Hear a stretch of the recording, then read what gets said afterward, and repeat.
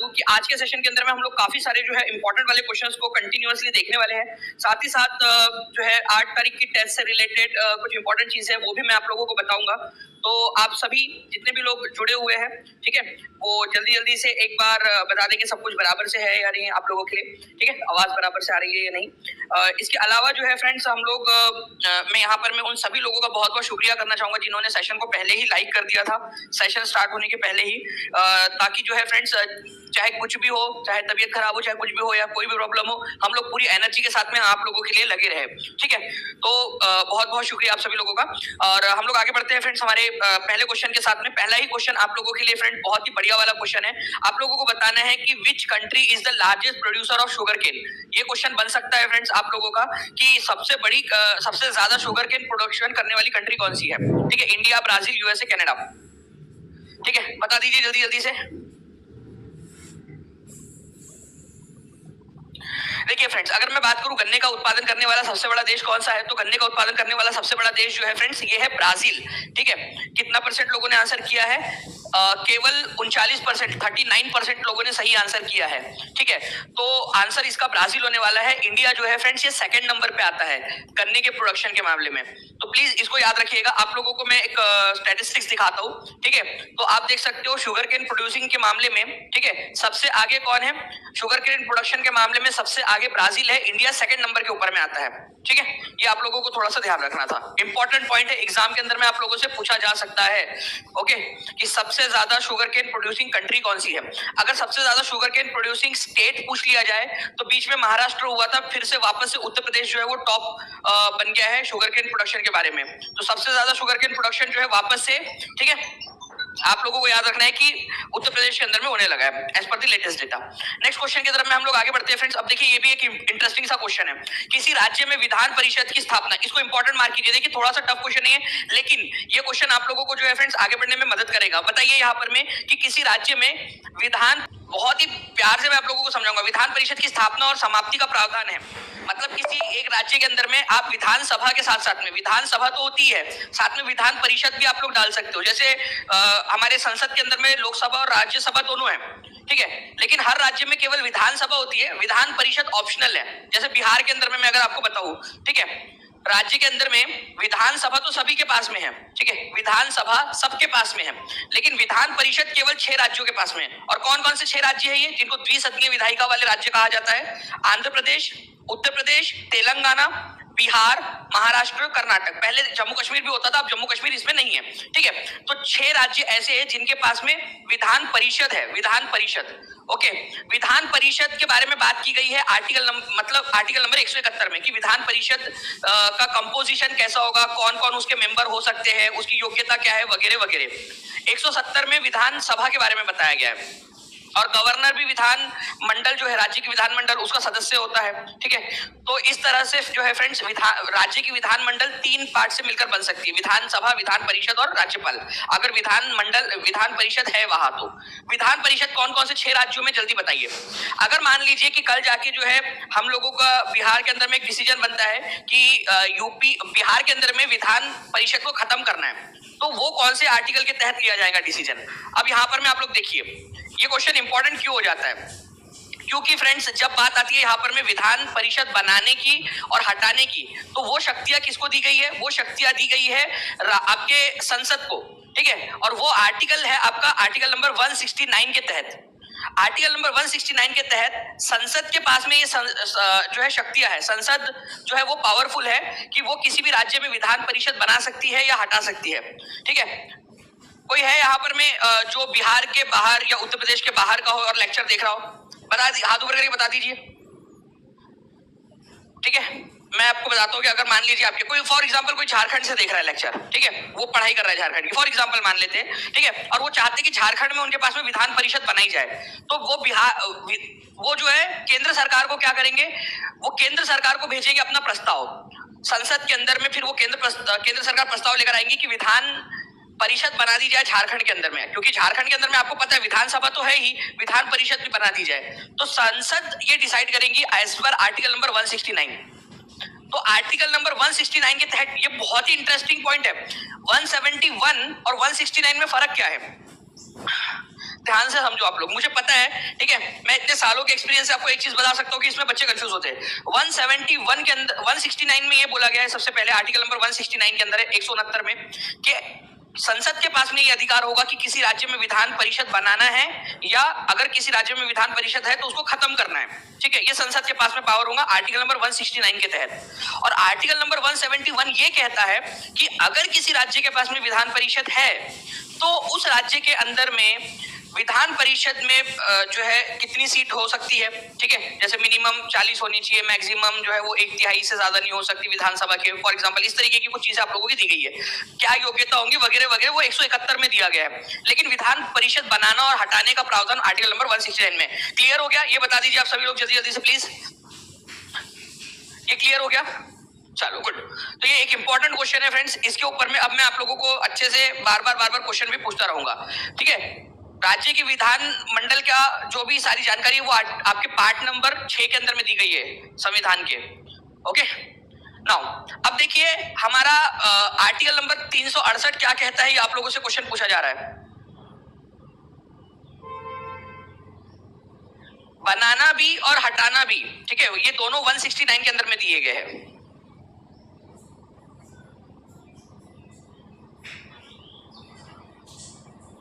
निधि शर्मा अभी ठीक है,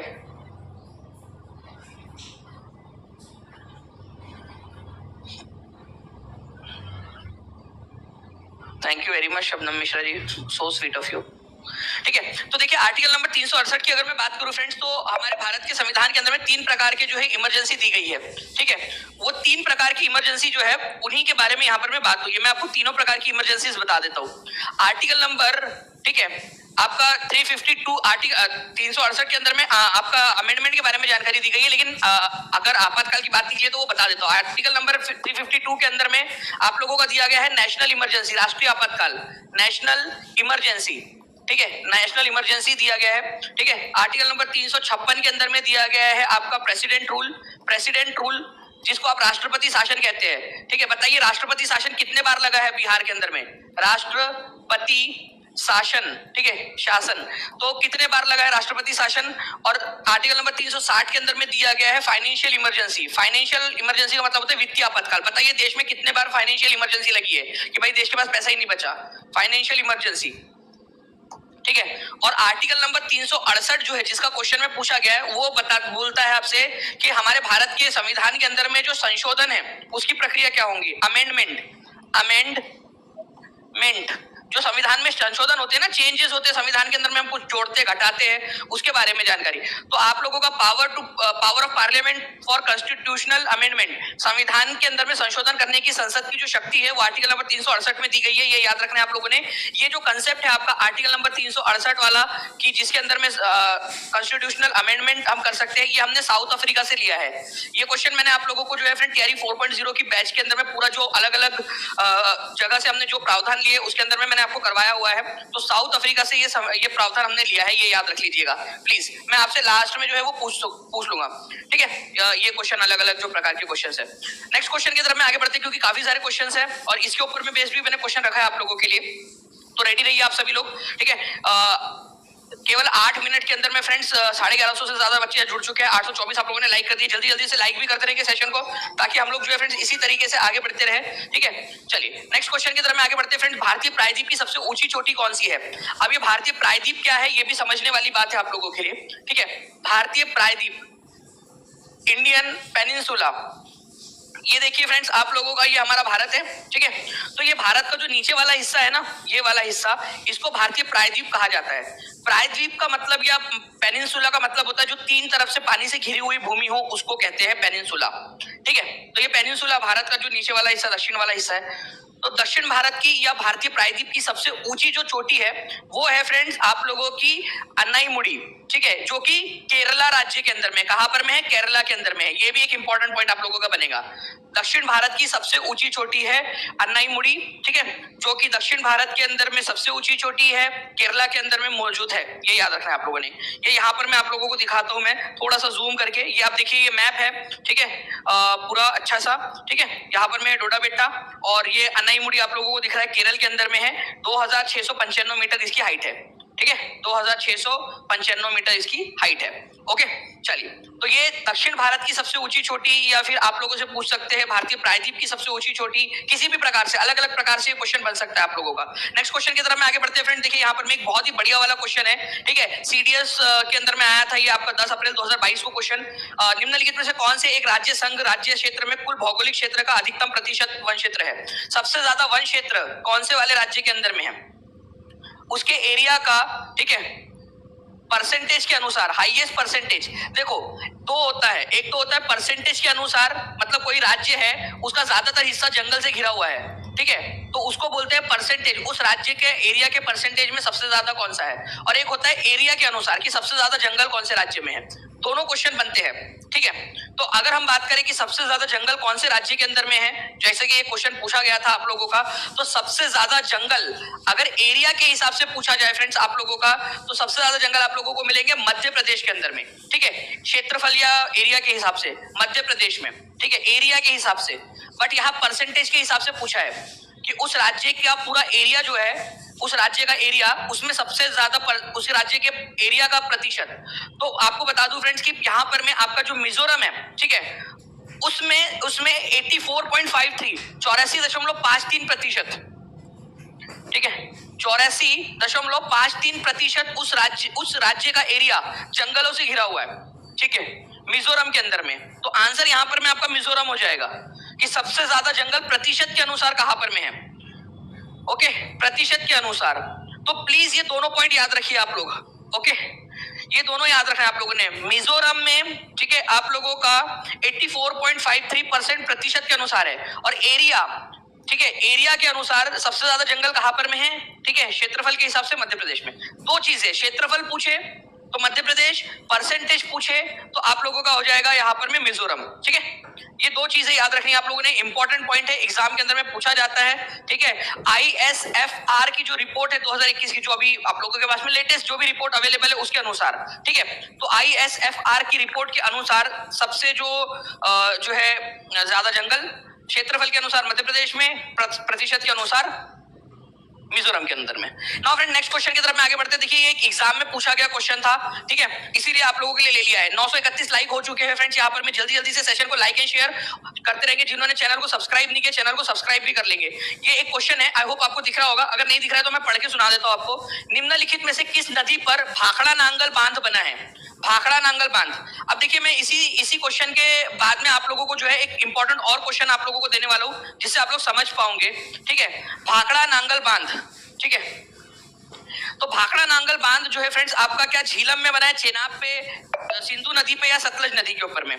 तो आंसर क्या हो जाएगा आप लोगों का, इस पर्टिकुलर क्वेश्चन का आंसर हो जाएगा सतलज नदी के ऊपर में बना हुआ है भाखड़ा नांगल बांध। ये इंपॉर्टेंट क्वेश्चन है आप लोगों के लिए, और ये किसी एक एग्जाम में क्वेश्चन आया था, डायरेक्टली स्क्रीनशॉट लिया आप लोगों के लिए, ताकि आप लोगों को मोटिवेटेड फील कर सके यहाँ पर में।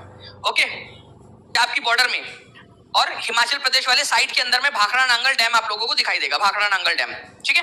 चलिए, इसके अलावा जो है फ्रेंड टेहरी डैम भारत का सबसे ऊंचा डैम है, ठीक है, ये उत्तराखंड के अंदर में है। सलाल डैम जो है ये चेनाब नदी के ऊपर में आप लोगों का, और ये जम्मू कश्मीर के अंदर में है, ठीक है। राणा प्रताप सागर डैम जो है चंबल नदी के ऊपर में है, राजस्थान के अंदर में, ठीक है। तो ये कुछ डैम्स है। अब इससे रिलेटेड एक और क्वेश्चन आप लोगों से पूछना चाहूंगा मैं।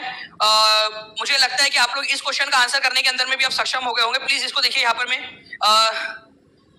ये क्वेश्चन सर यूपी टेट में भी पूछा है। चलिए, प्रियंका विनोद जी जो है उन्होंने बोल दिया है कि ये क्वेश्चन यूपी टेट के अंदर में भी पूछा है, तो और अच्छी बात है। आपके साथी आपको मोटिवेशन दे रहे हैं कि ये क्वेश्चन एग्जाम वाले क्वेश्चन है, ठीक है, तो बहुत अच्छी चीज है ये।